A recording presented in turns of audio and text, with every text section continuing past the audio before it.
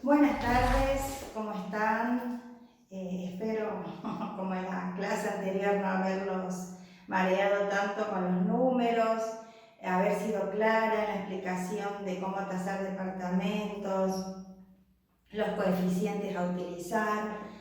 Ahora, en esta primera parte de la clase de hoy, vamos a descansar un poquito de las fórmulas. Vamos a hablar con respecto a la expropiación, qué sería, cuáles serían los requisitos para tal cosa. ¿Por qué vamos a hablar de la expropiación?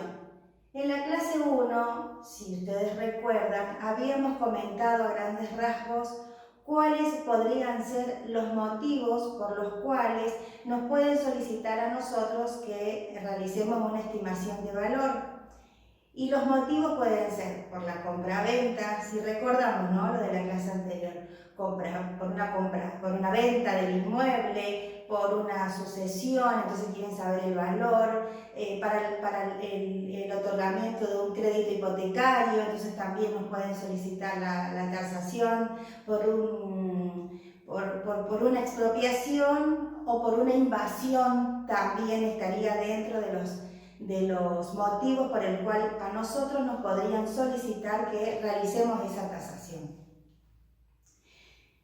¿Qué sería expropiación? Es cuando el Estado provincial, nacional o municipal desapodera de un bien al propietario de esa cosa. Es decir, a la fuerza está enviando una orden para que ese propietario ya no tenga uso sobre esa cosa. En este caso estamos hablando de un bien inmueble. Pero para que pueda surgir una expropiación, tiene que cumplirse 3 requisitos indispensables que deben estar sí o sí para esa expropiación. El primer requisito es que esté fundada a través de una ley, es decir, que una ley ordene la expropiación de ese determinado inmueble. El segundo requisito sería que esa expropiación a ese inmueble sea para una causa de utilidad común, utilidad para todos, ¿sí? Una causa de un bien, que tenga un bien público, un fin público, mejor dicho. Y por último, que eso tiene que ser indemnizado. Y es allí cuando entraría, ¿no es cierto?, la participación del tasador, porque tendría que estimar el valor de ese objeto. ¿Qué cosas son las que se pueden expropiar?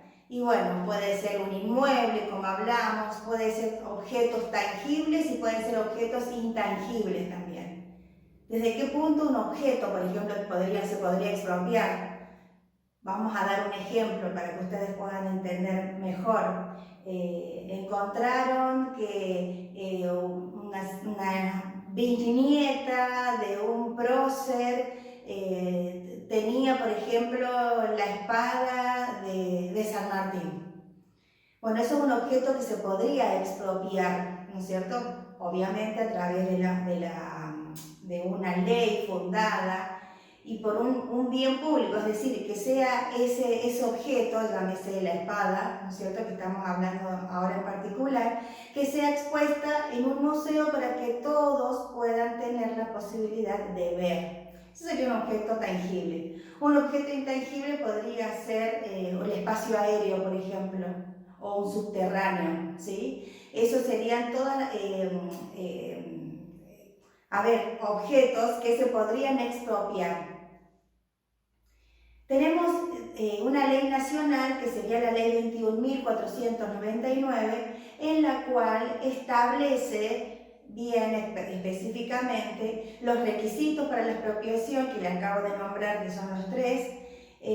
Establece también cuáles serían los objetos expropiantes, establece quién sería el sujeto que podría expropiar, y habla también de irregularidades que podrían surgir a través de esa expropiación. Eso a nivel nacional, ¿no es cierto?, a través de la ley 21.499. Pero aquí en Córdoba, la ley que regula respecto a la expropiación es la ley 6.394, Entonces, si ustedes quieren ver un poco más o profundizar un poco más en este tema de expropiación, los invito a que vayan a la ley 6.394, que es nuestra ley provincial que atañe pura y exclusivamente a nuestra ciudad de Córdoba. Lógicamente, la ley provincial de Córdoba va a ser muy parecida a la ley 21.499, que es la nacional. ¿Por qué? Porque no puede estar en contra, ¿no es cierto?, en esencia, la ley provincial con respecto a una nacional. Entonces, por eso les digo, los invito a que vayan directamente a la ley provincial que nos atañe específicamente a nuestra provincia, y allí ustedes van a poder profundizar, repito una vez más, con respecto a los sujetos expropiantes y demás. De todas maneras, vamos a hacer ahora una explicación en general, ¿no? Bueno, ¿quiénes serían los sujetos expropiantes según esta ley, la 6.394? Puede ser el Estado provincial, municipal, entes autárquicos, o quizás también podría ser un particular, fundamentando, ¿no es cierto?, que es para un bien público lo que se está realizando esa expropiación. Como tasador, ¿qué tendríamos que tener en cuenta? Y bueno, tendríamos que tasar el objeto en sí y el daño que causare de alguna manera al propietario por esta expropiación. Lo que no tendríamos que tener en cuenta al momento de nosotros tasar una expropiación, que en realidad eso también vale para cualquier otro tipo de tasaciones, ¿no es cierto? Vamos a suponer que el propietario tenía un cariño o algo emocional, ¿no es cierto?, importante sobre ese inmueble. No se puede tasar el valor afectivo, no lo podemos hacer, pero eso, en realidad, más allá de lo que estoy hablando ahora específicamente de una expropiación, esto en todos los órdenes de la vida, ¿sí? Y bueno, y ahora les cuento a colación algo que me pasó una vez. Yo tenía que realizar una tasación en el barrio Alta Córdoba. La persona que me había pedido la expropiación era un señor que tenía aproximadamente 80 años. En Alta Córdoba, estaba muy cerquita de la plaza, que es la plaza principal, ¿no?, de Alta Córdoba. Estaba muy bien ubicada la casa, pero con respecto a la funcionalidad, por decirlo de esa manera, de la casa, eran esas casas chorizos que tienen una habitación al lado de otra, los techos están de alguna manera comunicados entre sí, o sea, desde el punto de vista de la funcionalidad, no era muy aceptable, porque era para una determinada actividad que se podría realizar ahí. Y el que lo compraba, si lo que quería era para una inversión, no para vivienda, porque también estaba en mal estado ese inmueble, iba a tener que tirarla abajo. Lo que ahí valía mucho más era la ubicación, porque estaba a una cuadra de la plaza, y las dimensiones del terreno, que realmente eran interesantes. Esta era una tasación particular que me pide este señor. Cuando yo realizo mis cálculos matemáticos y el estudio de mercado y demás, y se lo llevo a este señor, la tasación era para la venta, era algo que él quería vender para dejar ese dinero allá a sus hijos antes de que parta a otro mundo, digamos, que quede dejar todo bien claro las cosas. Entonces, cuando yo realizo la tasación y le entrego el valor, me mira y me dice: pero no, mi hija, esta casa no vale esto, vale mucho más. Ah, ajá, ¿y por qué le parece que vale mucho más y que yo me equivoqué en el valor de la tasación?, le pregunto. Y me dice: porque ves esa pared que está ahí, toda esa pared que está ahí, la hice yo con mis manos. Yo tenía 5 años y estaba ayudando a mi padre a levantar esa pared. Entonces esto vale mucho más. A ver, más allá de la anécdota, ¿no? Muchas veces se van a encontrar en el ejercicio profesional que se van a disgustar con el valor de la tasación, sobre todo cuando uno es obviamente objetivo, ¿no?, al realizar. Y se van a encontrar muchas veces con esto, que les va a decir, no, vale mucho más. ¿Pero por qué? Porque tienen una carga afectiva, tienen un valor afectivo sobre ese inmueble. Pero nosotros no tenemos por qué hacerle un agregado a eso. Nosotros tenemos que ser objetivos. Y desde el punto de vista objetivo que yo tomé, era una casa de muchísimos años, muy poco funcional, repito, por el tipo de casas, estaba en mal estado, en muchas humedades.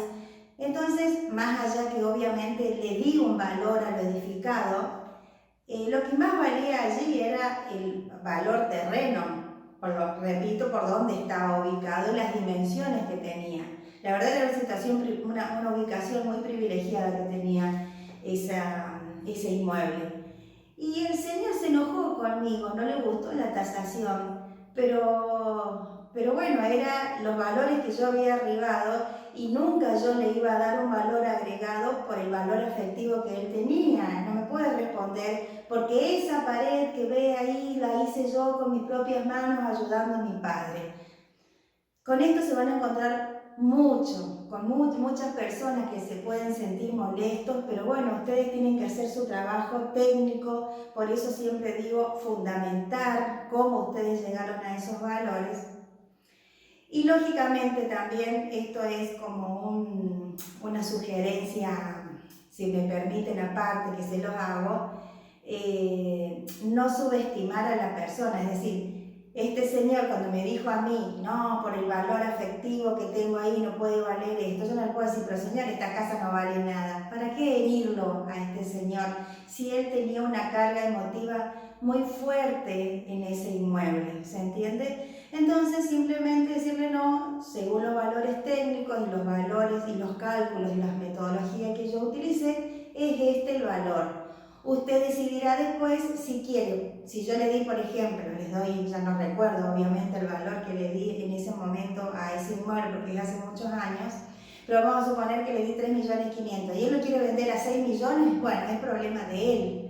Seguramente tendrá en el tiempo muchos meses sin vender el inmueble porque va a estar desfasado, va a estar sobrevaluado para él, ¿no? Pero bueno, no, yo le entregué mi informe, yo sabía que lo hice desde el punto de vista objetivo. Él ya iba a decidir después si lo vendía en 6 o en 10 millones, más allá que valía en 3. A lo mejor venía alguien y quería y bueno, se lo compraba y tenía suerte y bueno, pasan este tipo de cosas. Pero lo más probable es que cuando alguien sobrevalúa ese inmueble, esté en el tiempo, pasen 3, 4 meses, años y siga. ¿Por qué? Porque comparado con el valor de mercado que está muy alto, entonces sí, lo van a llamar y cuánto está, tanto, bueno, muchas gracias y cortan el teléfono y listo, ni siquiera van a solicitar para ir y ver el inmueble. Entonces, eso se van a encontrar ustedes con esto, pero bueno, van a tener que ser lógicamente siempre usando la ética y permítanme que les hable también de la ética y la moral con respecto a nuestro ejercicio profesional, porque es lo que nos hacen ser buenos profesionales, lo que hace que uno esté tranquila, con la conciencia. Para mí realmente es muy importante eso. Se presentan oportunidades, por decirlo de alguna manera, desde este punto de vista de la tasación.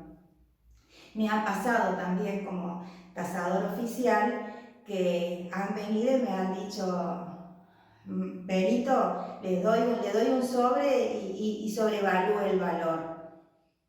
Sí, quizás hoy tenga un auto último modelo, no el autito que tengo, del modelo que tengo, pero yo tengo la conciencia tranquila y yo sé que voy caminando tranquila con la frente alta en la calle y nadie, pero nadie me puede señalizar, ni tampoco desde el punto de vista de mis alumnos, como estoy en la docencia hace 18 años, ni tampoco en mis pares como martillero o como tasadora.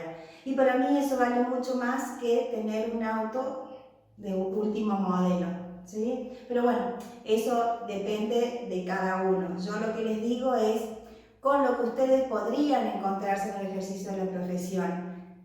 Te paso un sobre aparte, pero sobrevalúa. ¿Por qué? Porque al abogado a lo mejor es una regulación de incidentes de honorario, vamos a suponer.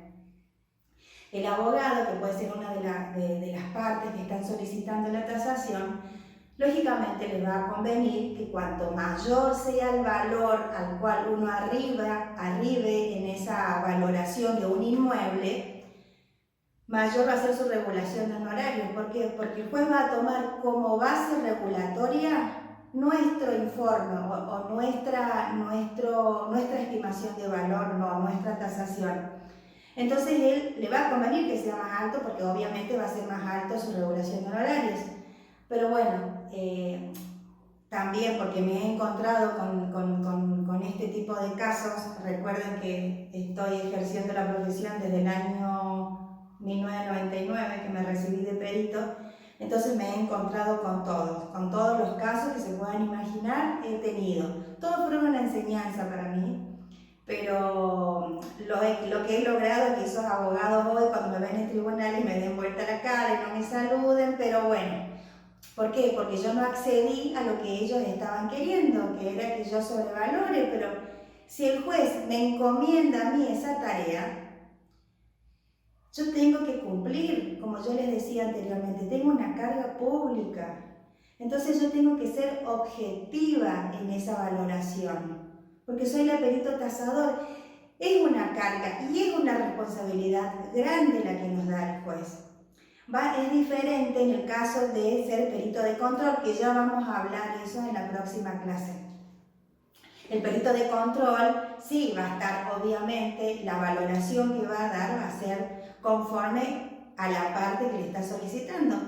Pero recuerden que cuando nosotros somos designados, o mejor dicho, sorteados, y somos peritos tasadores oficiales, nos debemos al juez, no a ninguna de las partes. Entonces tenemos que hacer nuestro trabajo con lealtad, tenemos que hacer nuestro trabajo con objetividad.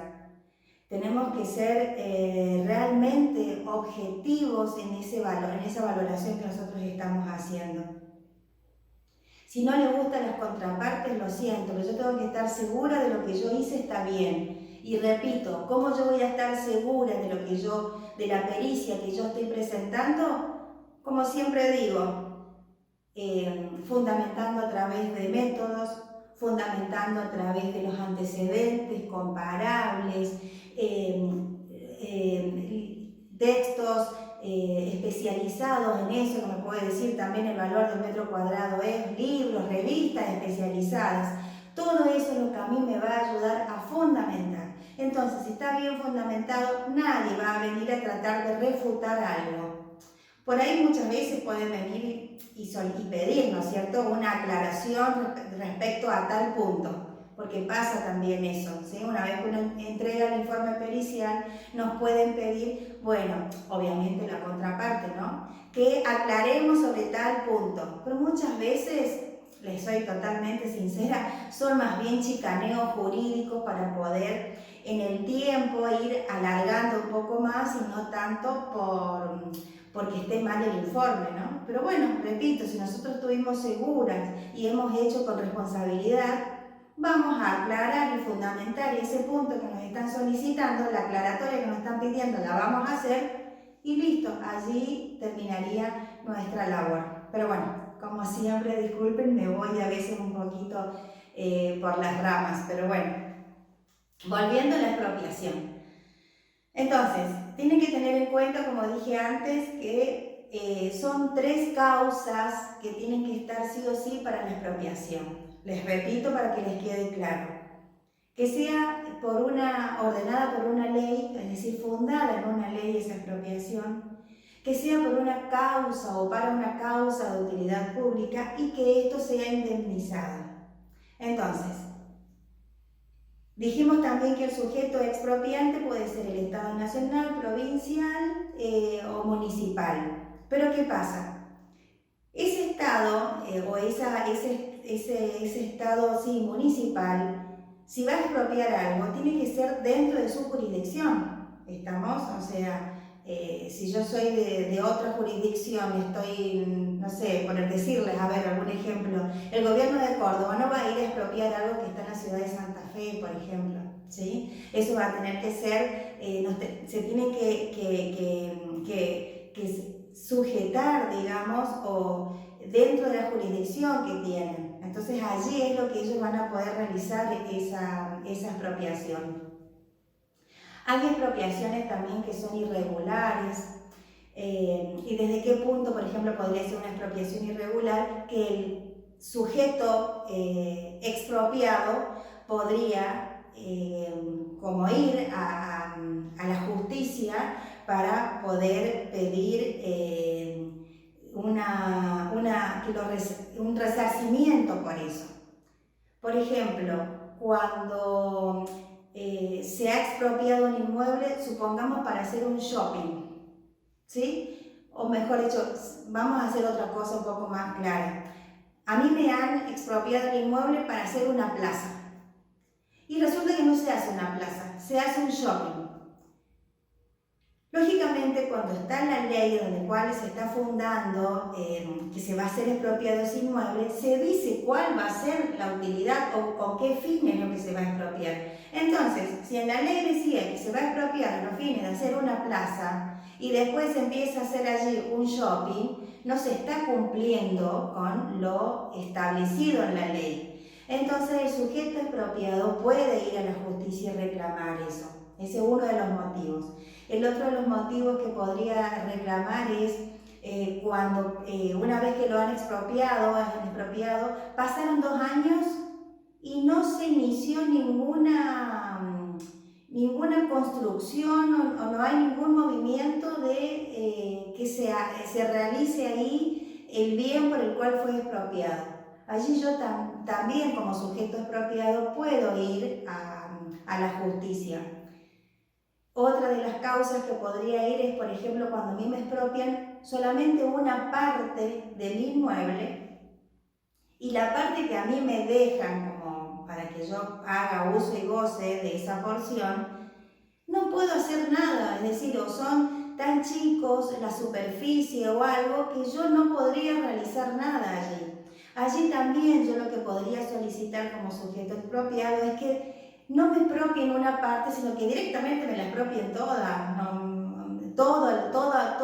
todo mi inmueble, toda mi porción en el cual yo soy propietaria. Porque esa parte que me dejan a mí no me sirve para nada, no me sirve para construir, no me sirve. Entonces, desde ese punto de vista, también podría solicitar que directamente me lo expropien todo. ¿Sí? Y es allí cuando, vuelvo a repetir, es el tasador que entra en acción porque van a solicitar que estime el valor de ese inmueble. Como dije antes, no el valor sentimental, no la compensación que podría haber tenido yo si seguía en ese inmueble. Eso como tasador yo no tengo que tener en cuenta. Lo que voy a tener en cuenta es el objeto en sí y el daño que me está provocando. Nada más. Eso es para que ustedes tengan en cuenta. Otro de los motivos por el cual nosotros también nos pueden solicitar una tasación va a ser por una invasión. ¿Qué sería invasión? Es la penetración de un lote colindante con otro, ¿sí?, en el territorio que no le pertenece.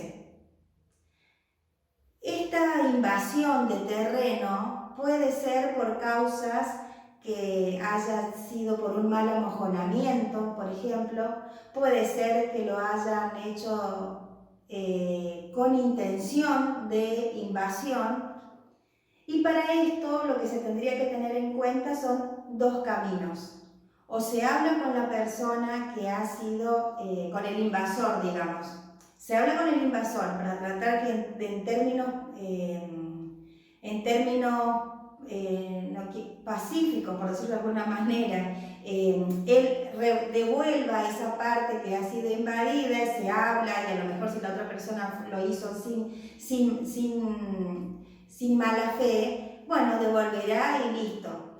Ahora puede ser también que lo haya hecho con toda la intención y no lo quiera devolver. Bueno, desde ese punto de vista tendríamos que ir a la justicia para que o me indemnice la parte la parte que ha sido invadida, que me pertenece, o que me la devuelva. Pero eso se va a hacer también a través de la justicia. Bueno, por este motivo también nos pueden pedir a nosotros que realicemos esa tasación. Con respecto a eso, nosotros vamos a tener que ver y estudiar como peritos tasadores o como tasadores de ese inmueble invadido, cuál fue la porción y el daño que ocasionó al invadir ese terreno. Entonces, vamos a ver si es una gran porción, si es una mínima porción, qué parte de mi terreno ha sido invadido.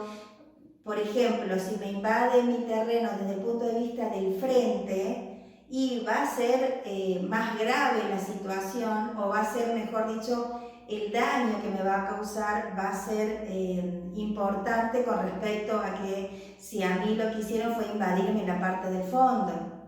Entonces, todo eso voy a tener que ver desde el momento que como tasador me soliciten a mí una invasión, ver frente, ver el fondo, la cantidad de superficie que ha sido invadido, la forma. Entonces, todo eso yo voy a ver y respecto a eso es lo que yo voy a tener que estimar el valor. Voy a sacar el valor del lote como si no hubiese estado invadido y luego voy a sacar el valor del lote ya con la invasión. Y allí es lo que yo voy a saber el daño que causó la porción invadida sobre la porción que hubiese sido un lote de terreno sin invasión.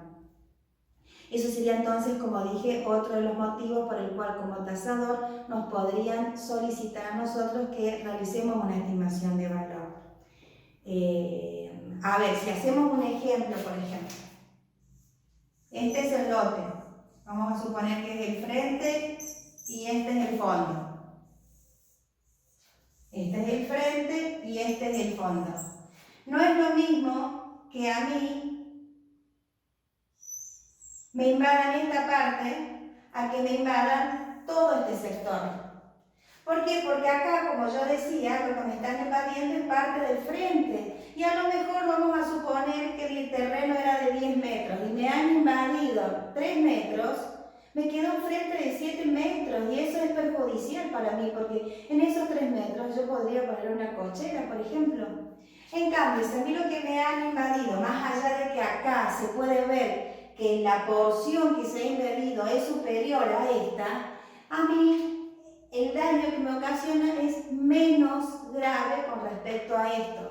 Esto es uno de los tantos ejemplos que les podría dar con respecto a la invasión. Entonces, tenemos que darnos cuenta de eso. ¿Qué les quiero decir con esto? Que a veces vamos a tener que tener en cuenta, más allá de los metros que nos ha invadido, la zona o la ubicación donde hemos sido invadidos. Porque, repito, a mí como lote invadido me va a perjudicar más esta porción que es el frente, que esta porción que es el fondo. Bueno, vamos a dar un ratito de descanso, por favor, y ya seguimos con otro tema también importante. Ya nos vemos enseguida. Hasta luego.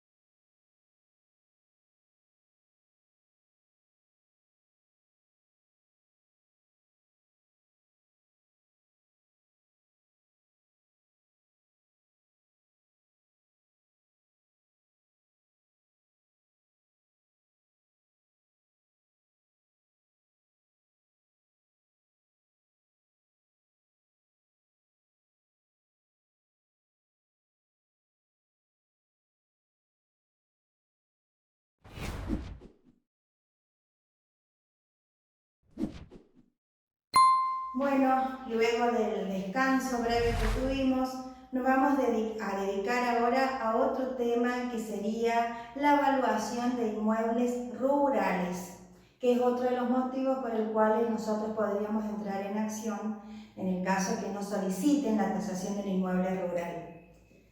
Lógicamente, para un inmueble rural, si bien podríamos utilizar los mismos métodos para tasar un inmueble urbano, aquí vamos a tener que tener en cuenta otros factores desde el punto de vista, ¿no es cierto?, extrínseco y desde el punto de vista intrínseco que tengamos que tener en cuenta para la tasación de un inmueble rural. Como siempre, en este caso voy haciendo como un paralelo, ¿no?, entre las tasaciones urbanas y rural. La ubicación en ambos casos, obviamente lo tenemos que tener en cuenta. Y con respecto a los factores extrínsecos e intrínsecos, vamos a tener en cuenta desde el punto de vista de los factores intrínsecos, por ejemplo, el agua subterránea que tenga este inmueble, el dominio, es decir, los títulos que tengan, los títulos perfectos que tengan esto, la aptitud, sobre todo desde el punto de vista del cultivo, para saber si es un campo mixto o si es un campo ganadero o si es apto para la agricultura. A ver, vamos a diferenciar entre una cosa y otra. El ganadero es decir que es un campo apto para el ganado, para los animales. ¿Por qué? Porque tiene una buena pastura. Entonces, desde ese lado va a ser apto para el ganadero. Desde otro lado puede ser apto ese campo para la agricultura, es decir, para el cultivo. Pero puede ser también que nos encontremos con campos mixtos. ¿Qué quiere decir esto? Que es apto para la agricultura y para la ganadería, que esto sería el mejor, ¿no es cierto? Entonces, desde el punto de vista de los factores intrínsecos, vamos a tener en cuenta los cultivos que se puedan hacer allí, las mejoras, como dije antes, los títulos que tenga este inmueble, el agua, que es importante, ya sea para la ganadería o para la agricultura, va a ser importante si tiene agua subterránea o no, o hay que realizar una aguada para poder suplir esta falta. Y desde el punto de vista extrínseco tendríamos que tener en cuenta, por ejemplo, las rutas que tiene, las conexiones que tiene, las distancias entre un lugar y otro. Vamos a tener en cuenta también las comunicaciones, los centros educativos que estén cerca de este campo, porque va a ser importante un centro educativo, los servicios mecánicos, por ejemplo, que pueda tener. Todo eso van a ser los factores extrínsecos, las rutas, los accesos para llegar a ese campo. Esos serían los factores extrínsecos que nosotros tendríamos que tener en cuenta. Con respecto al campo en sí, uno de los elementos primordiales, desde mi criterio, que vamos a tener que tener especial atención, va a ser desde el punto de vista del suelo, ¿sí? Porque conforme al suelo que tenga, es lo que nosotros vamos a poder decir si es ganadero, si es agrícola, o si es mixto, ¿sí? Con respecto a los suelos, tenemos muchos tipos de suelo. El suelo de tipo 1, 2, 3 y 4. El 1, así a grandes rasgos, se llama tipos de suelo clase 1. Son aquellos tipos de suelo que no tienen ninguna limitación, que se puede cultivar de todo porque realmente está muy rico en minerales, por ejemplo. El tipo de suelo de clase 2 es aquel que tiene muy pocas, pero algunas limitaciones, en fin. El tipo de clase 3 es el que tiene muchas limitaciones y el 4 que es directamente no apto para cultivar ni tampoco para que crezca un pasto que sea conveniente para tener allí animales. Y acá tengo que hacer una salvedad importante. Si bien nosotros no somos ingenieros agrónomos, no tendríamos por qué saber con exactitud al ver, por ejemplo, un campo, sí, este es un campo de clase tanto, sí, este es un... No, porque nosotros no somos ingenieros agrónomos, y así fuésemos ingenieros agrónomos, tendríamos que hacer un estudio de suelo para saber realmente a qué tipo de clase pertenece. Entonces, ¿qué quiero decir en realidad con esto? Al momento que nosotros nos soliciten realizar una tasación particular, o en este caso, como estamos hablando en forma general, a través de una tasación que tengamos que hacerla judicial, nosotros como peritos tasadores no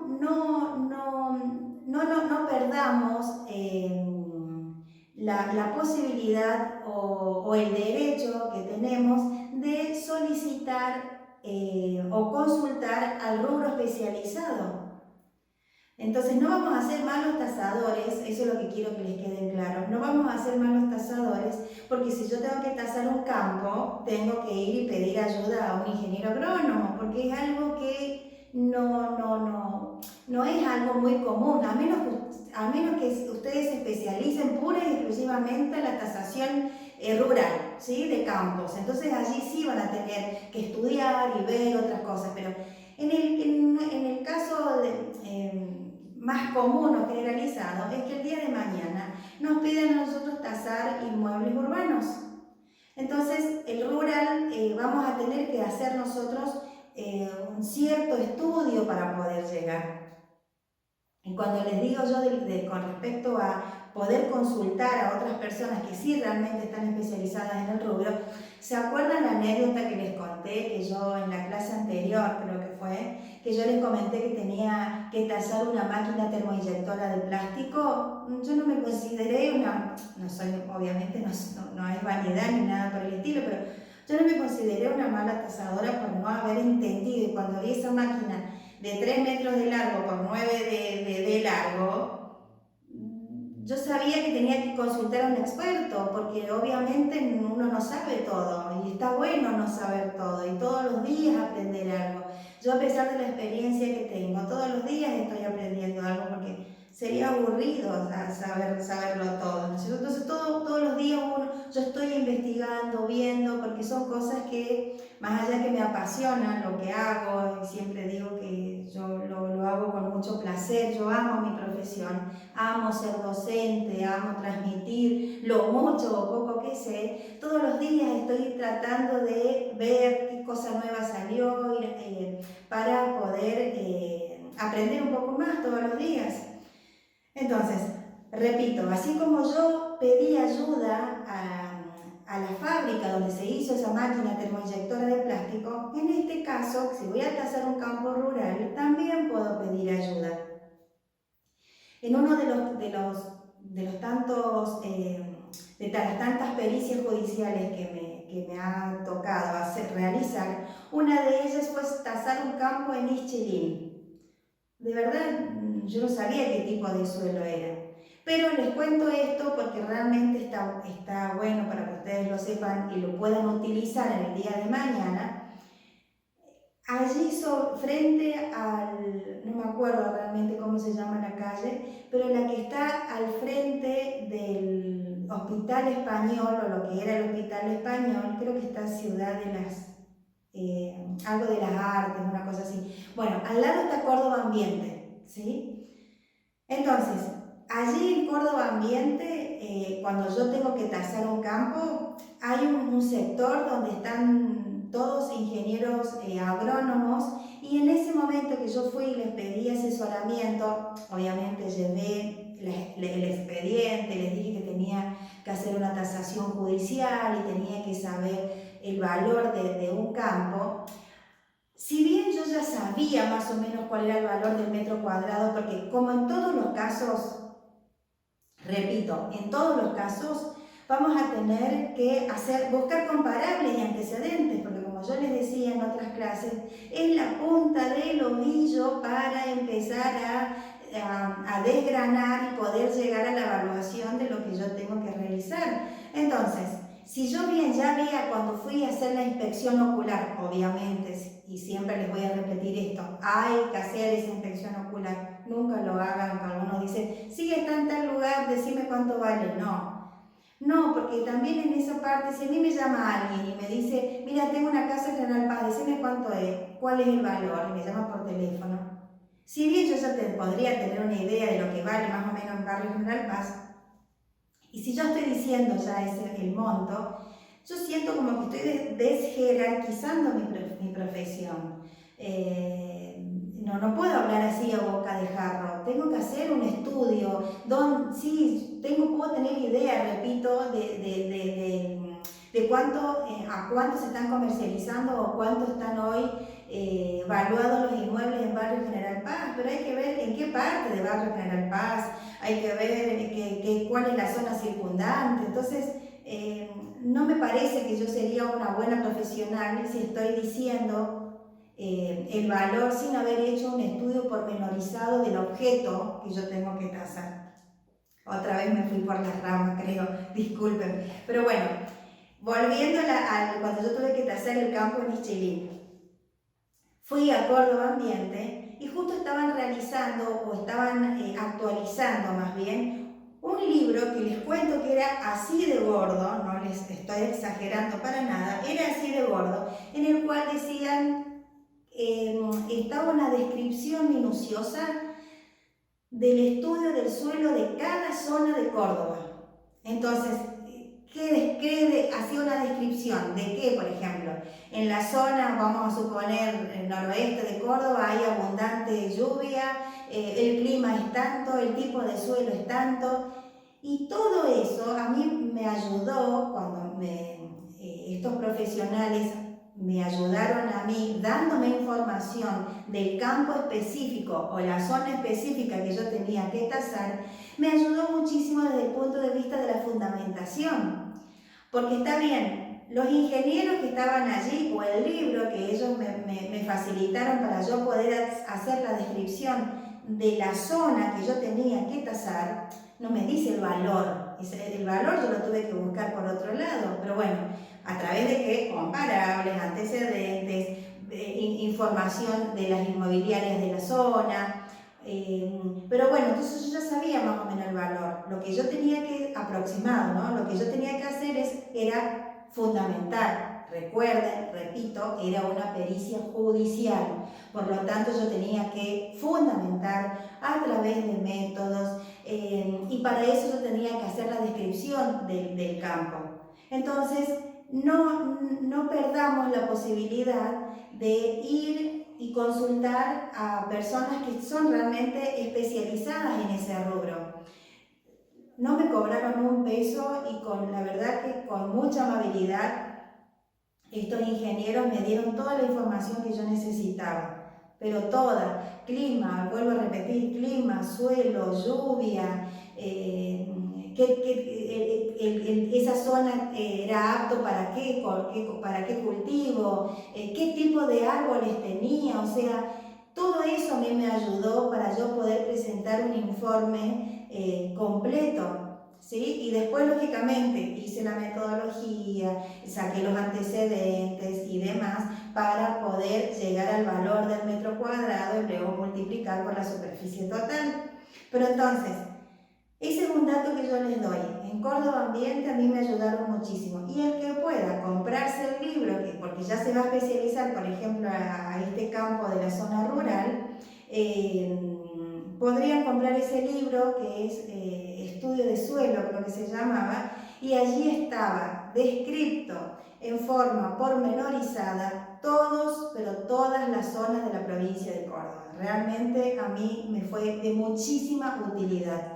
Entonces no perdamos esos profesionales que podrían ayudarnos. También les cuento, antes de ir a Córdoba Ambiente había pedido ayuda a un ingeniero agrónomo y me quería cobrar más de lo que posiblemente yo iba a cobrar en mis honorarios. Entonces le dije, muchas gracias ingeniero, y me di media vuelta y me fui. O sea, tampoco eso. O sea, a menos que la parte que pide esa tasación les pueda adelantar gastos y en ese caso pagar, por ejemplo, la información que nos puede dar una persona especializada, bienvenido sea, pero en este caso no había un pago por eso y yo no iba a pagar tampoco el valor exorbitante que me pedía este ingeniero para ayudarme a decirme cuál era el tipo de suelo que tenía esa zona. Por eso les estoy dando un dato que me parece que es más que importante, de decir que en Córdoba Ambiente hay un libro especializado e ingenieros especializados allí que con mucha amabilidad nos dan una mano a los pobres peritos tasadores que a veces y lógicamente tenemos algunas dudas, ¿sí? Entonces, este es un dato que realmente lo tendría que tener en cuenta para el día de mañana. Bueno, ¿qué otra cosa tendríamos que ver con respecto a la tasación de un campo? Como dije antes, vamos a ver el suelo, qué tipo de suelo, para qué, es apto para qué, si tiene aguada, si tiene mejoras, si no tiene mejoras, ¿qué serían las mejoras? Por ejemplo, que tenga unos hilos, que tenga una edificación que es exclusivamente para la persona que cuida. Todo eso serían mejoras que tiene el inmueble, el campo, perdón, dije inmueble, el campo. Por ejemplo, si está cercado, ¿cuántas líneas tiene de alambre, ¿no? El alambrado, si tiene 3, si tiene 5, obviamente si tiene 5 va a valer más.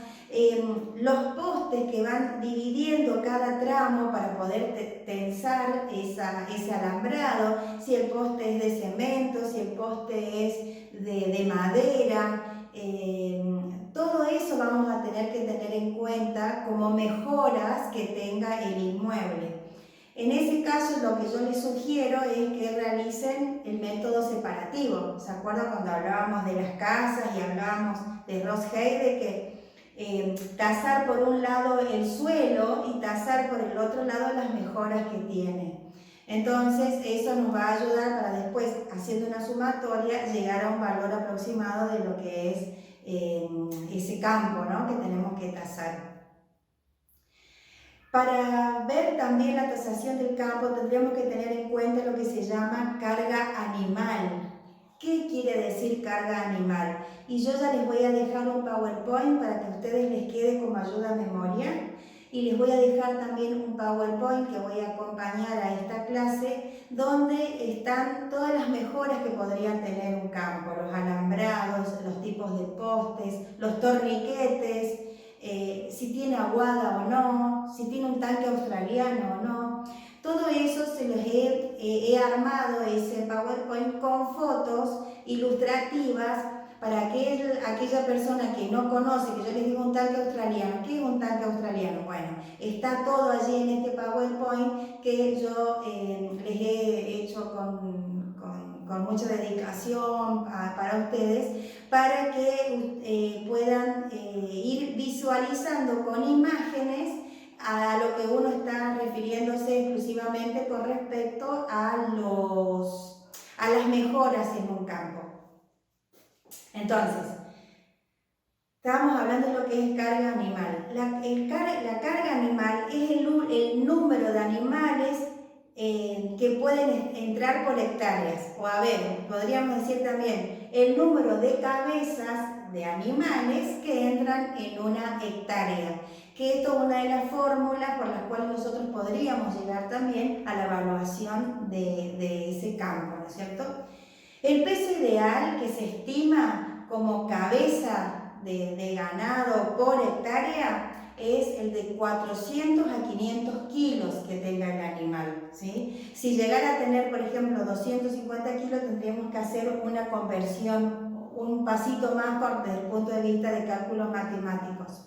Pero esto sería lo ideal para saber la cantidad de cabezas de animales que se puede hacer, que es lo que se llama carga animal, que pueden entrar en una hectárea, por ejemplo. Entonces, para saber eso, yo los invito ahora a que tengan una una calculadora que tengan ahora en mano, les doy un ratito para que busquen papel y lápiz, entonces así hacemos la fórmula específica de cómo podríamos utilizar conforme a la cantidad de cabezas de ganado que entran en una hectárea y al valor que nosotros podamos estimar a través de los datos y la información que nosotros hemos recabado en la zona, para conforme a la cantidad de cabezas de ganado, conforme al valor de la hectárea, ¿sí? Y conforme a la cantidad de metros que nosotros tenemos, en la cantidad de hectáreas que tenemos que tasar, podamos llegar a un valor de este inmueble. Así que les doy un ratito para que busquen y volvemos en 5 minutos.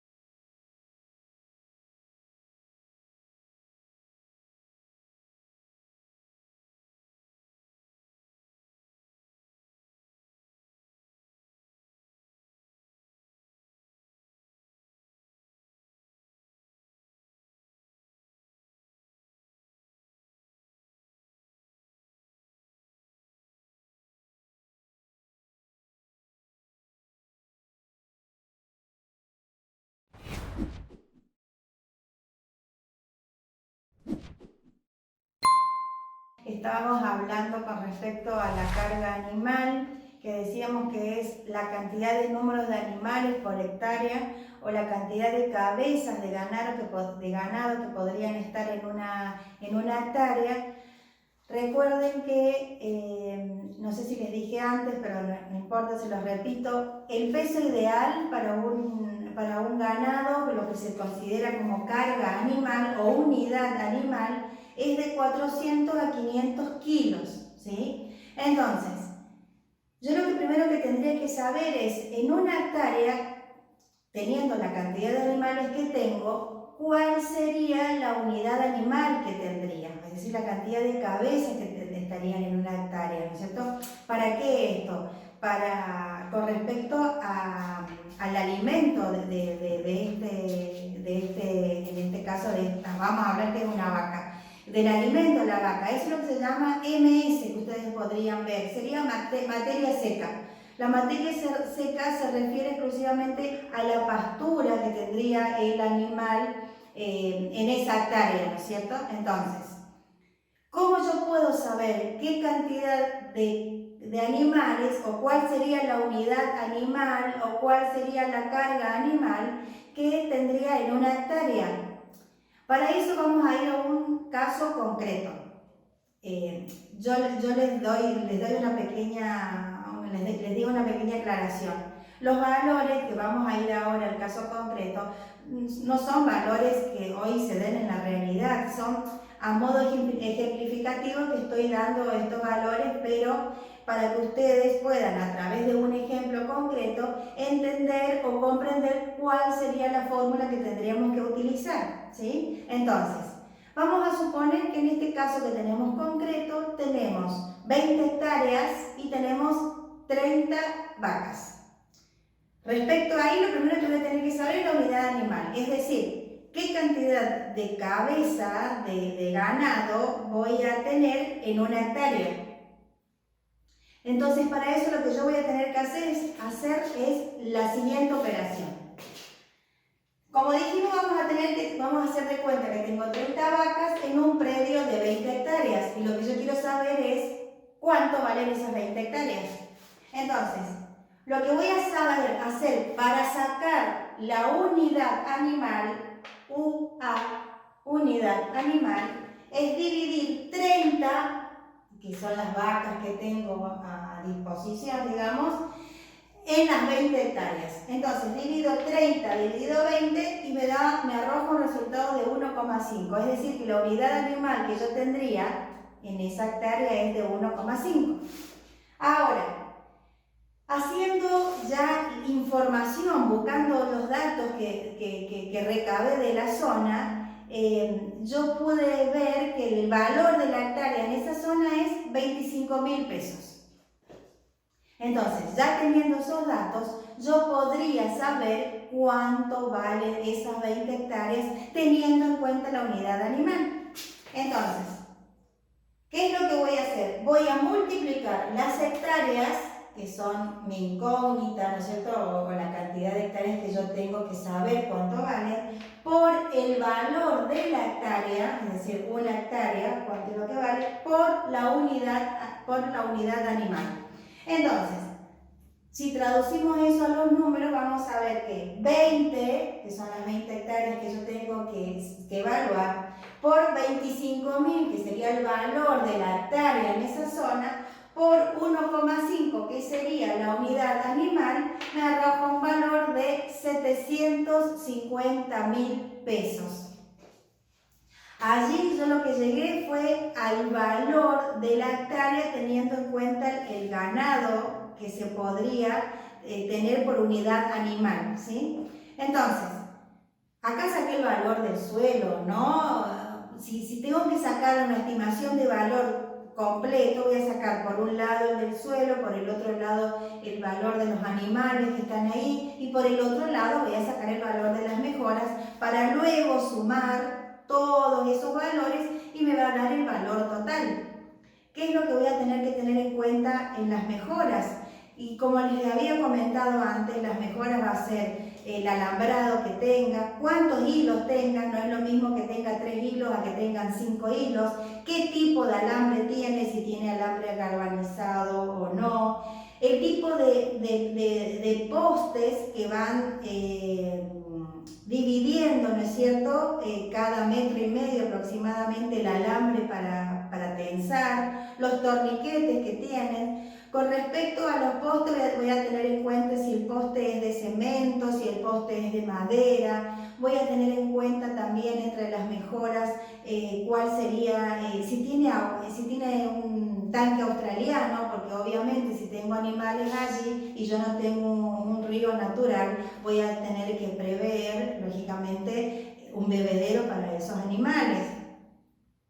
Otra de las mejoras que podríamos nombrar o citar sería, por ejemplo, la casa de la persona, del cuidador, ¿sí? Entonces, alambrado, aguada, tanque australiano, la casa del casero que tenga. Todo eso son mejoras que voy a evaluar en forma separada cada una para después sumar todas, ¿sí? Eso es lo que hago la aclaración, que no crean que con esto ya saqué el valor incluido los animales, no. Después sacaré el valor del animal, ya sea por el kilo o por animal, y bueno, haré una estimación de eso, si es que me piden también que estime el valor del ganado que está allí dentro de ese campo que tengo que tasar. Ahora, en los campos también tenemos que tener en cuenta que hay factores positivos o factores negativos que pueden favorecer o desfavorecer al valor de mi campo.